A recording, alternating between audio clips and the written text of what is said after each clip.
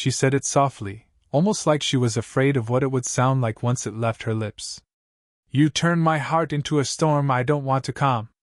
And for a moment, the world stopped pretending to be ordinary. I met her on a Tuesday that smelled like rain. The kind of day where the air feels too still, like something's about to shift. She was standing by the cafe window, one hand around a cup of coffee that had long gone cold, watching the city move in slow motion. I don't know what drew me first, the way her hair fell loose, silver strands catching the gray light, or the stillness in her face, as if she'd already lived through too many storms and didn't quite trust the quiet. She looked mid-40s, maybe older, but age didn't sit on her. It lingered, like perfume you can't name. There was something untouchable about her, and yet I couldn't stop watching. When our eyes met, it wasn't cinematic. It was awkward. She looked away first, then back again, like she was trying to decide if I'd noticed her hesitation. I had. I sat at the table beside hers, close enough to hear her breathe, far enough to pretend it was coincidence. The space between us felt electric, too aware. She turned a page in her book, but her fingers trembled, just slightly. That's when I knew she felt it too, the awareness either of us had invited. She spoke first. You're staring. It wasn't a question. I'm sorry, I said, though I didn't mean it. You looked like you were waiting for someone. Maybe I was. Her lips curved, but it wasn't quite a smile. There was a pause, one of those long, heavy ones that could mean anything. The hum of conversation around us faded until it felt like we were alone in a city of ghosts. She finally said, You shouldn't look at people like that. It makes them feel seen. Her voice was low, a little rough, like she hadn't used it to say something personal in a long time. I didn't mean to, I said. Yes, you did. The way she said it, calm, sure, made my chest tighten. She wasn't accusing me. She was just stating a fact, the way someone might mention the weather, warm, uncomfortable, inescapable. Minutes stretched. She took a sip of her coffee, grimaced at its coldness, then pushed it aside. You're too young to waste your time looking at people who should know better. Maybe I don't think it's a waste. That earned me another glance, sharper this time. Her eyes, gray with hints of green, held mine for a fraction too long. Then she looked down, fingers tracing the rim of her cup as if it had answers. Her perfume drifted, faint jasmine and something darker underneath. I remember thinking it smelled like memory. I wanted to say something else, anything, but my throat locked. So I just watched her, every tiny movement, the way her thumb rubbed against her palm, the way her breath caught before she spoke again. What's your name? She asked finally. Eli. I'm Mara. The sound of her name felt like a secret I wasn't supposed to know. The silence after that wasn't awkward. It was heavy with something new. A quiet current that didn't need words. She looked toward the window again, her reflection ghosting over the glass. You should go, she said softly. Do you want me to? Her eyes flicked to mine, and for the first time, she didn't look sure of herself. The corner of her mouth twitched, maybe a smile, maybe a warning. Before she could answer, the door behind us swung open. A man's voice called her name, familiar, too familiar. She froze. Our eyes met once more, and in that brief look, I knew something had already begun, something neither of us had planned, and neither could easily stop. I didn't expect to see her again. But a week later, she walked into the small bookstore where I worked part-time, hair damp from rain, coat unbuttoned, eyes scanning the shelves like she didn't want to be recognized. When she noticed me, there was the faintest flicker of something, surprise, or maybe a quiet kind of defeat. Eli, she said, voice softer than before. You work here? I nodded, trying to pretend I'm a serious person. She smiled, the kind that disappears before you can decide if it was real. You do that well. Her teasing should have felt casual. It didn't. Everything she said seemed to have two meanings. Everything I answered seemed to ask for one more look. We pretended to talk about books. She picked one up, poetry, ran her fingers along the edge of the pages, then said, almost absently, I used to come here with my husband. The word dropped heavy between us. Used to. She didn't look at me when she said it. He liked Neruda. I never really did. There was a pause, long enough that I could hear the soft tick of the clock near the register. What happened? I asked quietly. She gave a small, sad laugh. Life. He found someone who didn't mind being forgotten. Her tone was too calm, the kind of calm that only comes from old wounds sealed over but never healed. I wanted to say something, but my mouth felt dry. She turned, finally meeting my eyes. Don't look at me like that, Eli. I'm not tragic. I didn't say you were. No, she said, taking a step closer. But you were thinking it. She was close enough now that I could smell the rain still clinging to her coat. My hand twitched at my side, some stupid reflex, a one I didn't have the right to feel. I shouldn't have come in, she said, brushing past me toward the door. Her shoulder brushed mine, just a faint touch, but it burned through me like a spark. Why not? I asked. Because this. She hesitated, looking back at me, eyes uncertain for the first time. Is the kind of mistake that doesn't stay small. She almost left then. Almost. But her hand caught the edge of the door, stopping it mid-swing.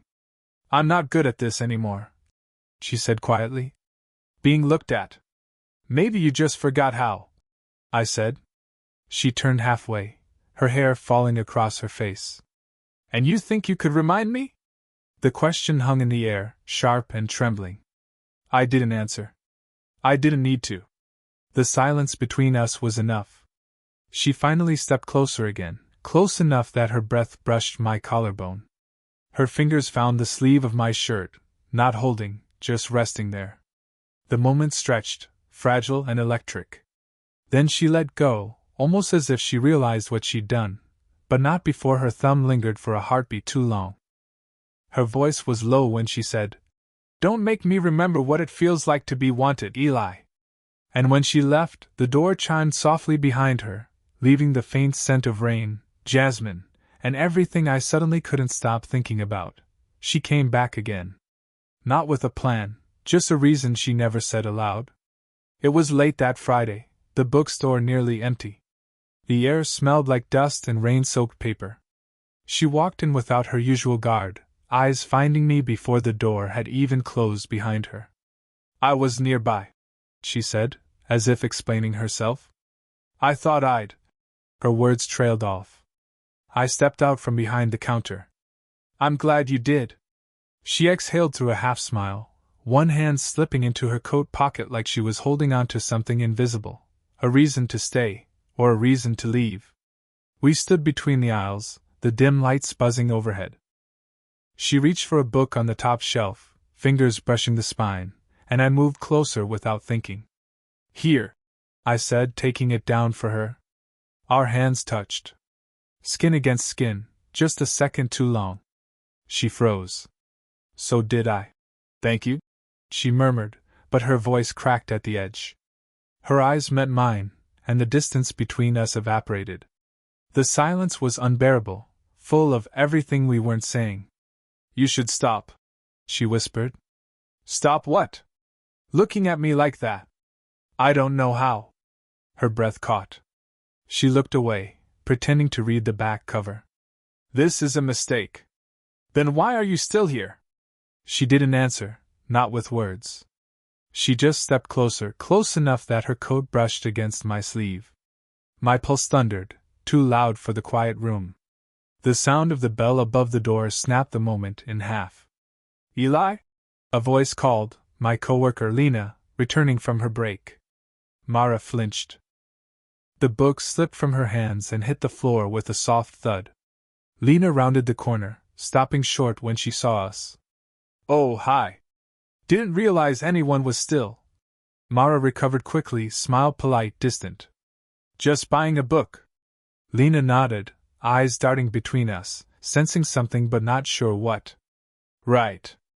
I'll, finish closing up. She disappeared into the back. The silence that followed felt heavier than before. Mara crouched, picking up the fallen book, her fingers trembling slightly. I told you, she said, voice low. Someone always sees. Let them, I whispered. They wouldn't understand. That's exactly why it matters. She handed me the book, our fingers brushing again, this time on purpose, deliberate. The air between us burned with unspoken things. Do you ever think about what people would say? She asked. All the time. And you're not afraid? I swallowed. Only when you look at me like that. She hesitated, torn between fear and want, then stepped closer until I could feel the warmth of her body against mine. For a second, the world tilted, her breath brushing my jaw, her hand half reaching, stopping just before my chest. I can't, she whispered, eyes closing. But she didn't move away. Neither did I. The air pulsed between us, a heartbeat, a whisper, a storm gathering in silence. Then her phone buzzed. A message lit the screen, a name I didn't recognize. She looked at it, then at me, something breaking quietly in her eyes. I have to go. She turned, but before she left, her fingers grazed mine once more, a touch that said everything words couldn't. And when she was gone, I stood there in the half-light, breathless, realizing she hadn't just left the bookstore. She'd taken the air with her. She didn't come for days after that. Each evening I stayed late, pretending to rearrange shelves, but mostly just listening for the bell above the door that never rang. The silence began to feel personal, like a punishment I hadn't earned but maybe deserved. When she finally appeared, it was closing time. Her hair was damp again, her coat unbuttoned, her breath uneven from walking too fast. I shouldn't be here, she said, breathless. But I couldn't stop thinking about it. About you. Her voice wavered on the last word, the first time she'd said it without distance. I locked the door without looking away. Then why does it sound like an apology? Because it is. Her eyes were raw, tired, the kind that have cried without tears. You make me forget the parts of myself I promised I'd never lose again. She stepped closer, her fingers brushing the wooden counter, restless, trembling. Do you know how long it's been since I've wanted something I wasn't supposed to? I shook my head. Probably as long as I've been trying not to want you. That stopped her.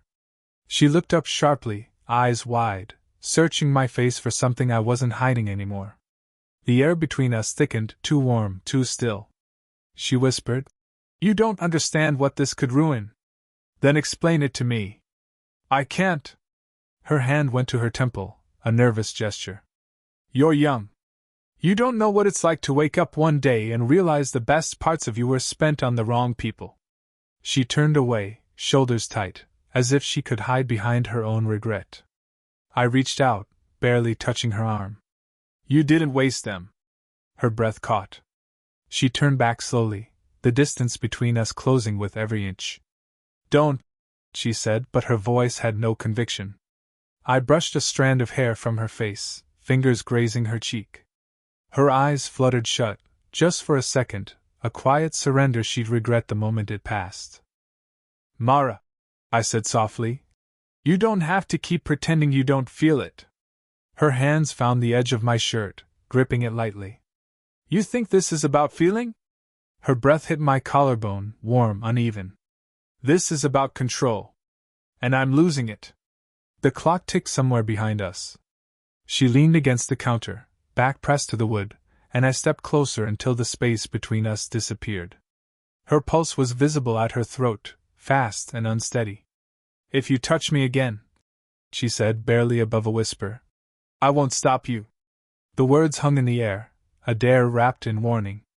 I lifted my hand, stopping just short of her jaw. The heat of her skin ghosted across my fingertips. Her breath trembled, lips parting slightly. Our eyes locked, hers pleading, mine unsure, and the world narrowed to a single heartbeat. Then came the sound, a knock at the door. Sharp. Real. We froze. Through the glass, a shadow moved, someone waiting, someone who shouldn't be there. Her expression changed instantly, fear slicing through whatever spell we'd cast.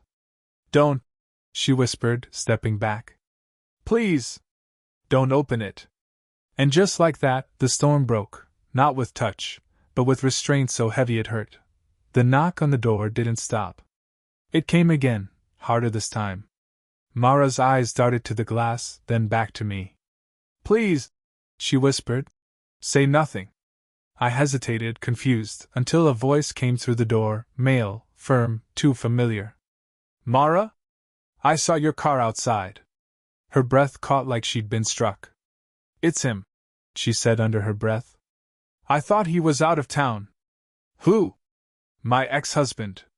She looked at me, really looked, and I saw panic, guilt, and something deeper, shame she didn't deserve. Before I could move, she slipped past me, her hand brushing my chest briefly, grounding herself. She unlocked the door halfway, body blocking the gap. "David," she said, tone calm but brittle. "I called." "You didn't answer," he said, eyes narrowing past her. "You're still coming here?" I needed a book. His gaze flicked over her shoulder, landing on me. Something sharp passed between us. "Right. A book." Mara's spine stiffened. "You don't get to question me anymore." He hesitated, just long enough for silence to hum with unspoken things, then said, "You're better than this," before walking away. The bell chimed as the door shut. Mara turned back, hands trembling slightly. The confidence she usually carried had cracked. "I didn't want you to see that," she murmured. "You don't have to hide." "Yes, I do." Her voice broke. "He's the reason I don't trust what I want. The reason I built all these walls." She rubbed her temple, trying to steady herself. "We were together 15 years. He told me once that people my age should learn to fade quietly, make room for younger ones." The bitterness in her voice made my stomach turn. I stepped closer, but she moved back, almost colliding with the bookshelf. "Don't," she said, shaking her head. "Not now." "Mara, you don't understand," she whispered. "If anyone saw us together, it wouldn't be you they'd tear apart. It'd be me. I don't care." "I do." Her voice dropped to almost nothing. "Because wanting you is the first thing that's made me feel alive in years, and I'm terrified of what that says about me." The words hit harder than any confession could. She turned toward the shelves, fingertips tracing the spines, breathing uneven. "You remind me of everything I stopped believing I deserved." I took a step forward before I could stop myself. "And you remind me of everything I didn't know I needed." She froze, shoulders trembling. When she turned, her eyes were wet, not from sadness, but from restraint. "You shouldn't say things like that," she said, but her body betrayed her, chest rising fast, fingers gripping the shelf for balance. I reached for her hand, barely touching. "Then tell me to stop." She didn't. Instead, she let our fingers intertwine, the air around us tightening, the room too small for everything unsaid. Then she whispered, "If I let this happen, there's no going back." I leaned closer, voice low.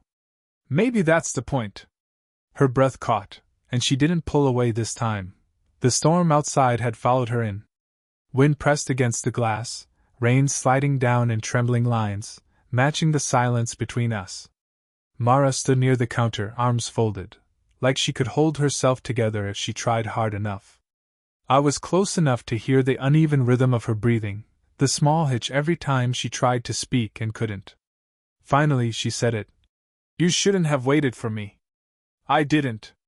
"You did." Her voice softened. "You keep waiting for me to be brave." I took a step forward.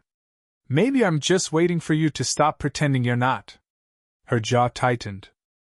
The fight in her was breaking, not because she wanted to lose, but because she was tired of winning the wrong battles.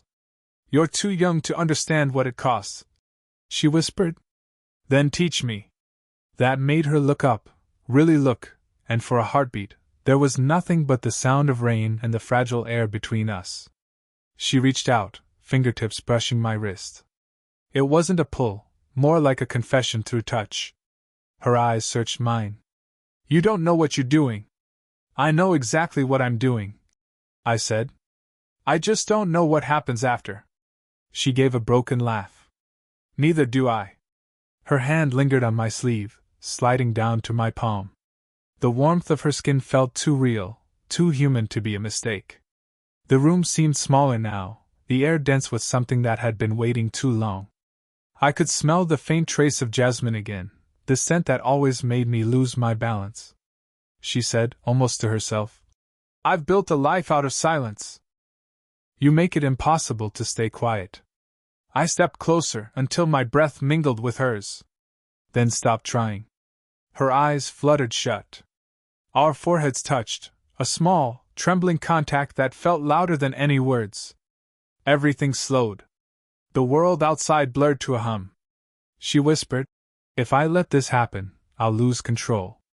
Maybe control's overrated." She laughed, soft, helpless, close enough that it brushed against my mouth. Our hands found each other, fingers locking. Every inch between us disappeared, but the kiss didn't come, not yet. We hovered in that impossible space where restraint and need collide. "You have no idea what you're doing to me," she breathed. "Then tell me." "I can't." Her voice cracked. "Because if I say it, it becomes real." I leaned closer, my hand against her cheek, thumb tracing the edge of her jaw. "Then don't say it." And finally, she stopped fighting. She leaned into me, eyes still open, searching mine as if asking permission one last time. The air trembled, the distance fell away, and then, slowly, she kissed me. It wasn't perfect. It wasn't even graceful. It was hesitant, shaking, full of everything we'd been too afraid to want. When she pulled back, her forehead rested against mine, breath shallow. "This was never supposed to happen," she whispered. Maybe it was the only thing that ever would. And in that quiet, tangled space, either of us hiding anymore, we finally understood, it was never about age, or right, or wrong. It was about recognition. About finding the one person who saw you, completely, and didn't look away.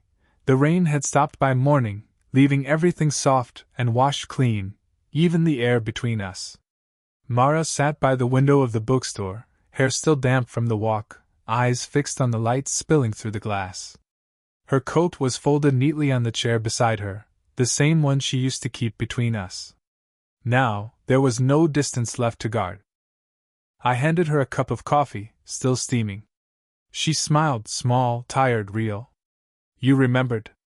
"I remember everything," I said, sitting down across from her. For a while neither of us spoke. We just listened, to the faint hum of traffic outside, the drip of water from the roof, the soft creak of the old floorboards. The quiet wasn't heavy anymore. It was comfortable. Finally she said, "I thought I'd wake up this morning and regret everything." "Do you?" She shook her head slowly. "No. That's the strange part. I just feel calm. After the storm," I said. Her lips curved barely. "Exactly." She looked at me for a long time, her eyes tracing my face like she was trying to memorize it. "You make me feel reckless," she said softly.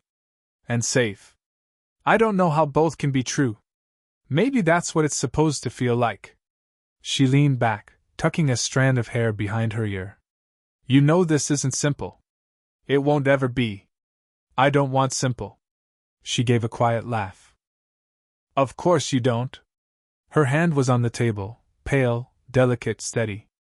I reached out, hesitating just long enough for her to decide if she'd pull away. She didn't. Our fingers intertwined slowly, naturally, like they'd been waiting for this to happen. The warmth that passed between us wasn't wild anymore. It was steady, something that could last. "I keep thinking about what you said," she murmured.